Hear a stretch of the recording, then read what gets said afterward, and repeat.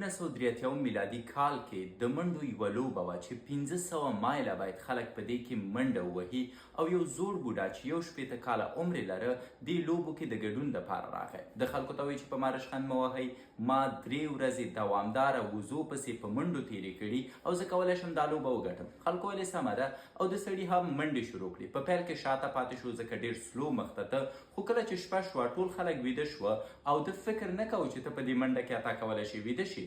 نو د شپې هم منډو ته دوام ورکړه او یوازې کچالو او شیدې وهلې او نور به یې آهسته آهسته منډې وهلې. په همدې شکل دا سړی د 15 ورځو دپاره دوامدارو منډو نه وروسته ګټونکی شو او دوم نمبر ګټونکی چې دی 10 ساعته وروسته د ده نه راورسېده.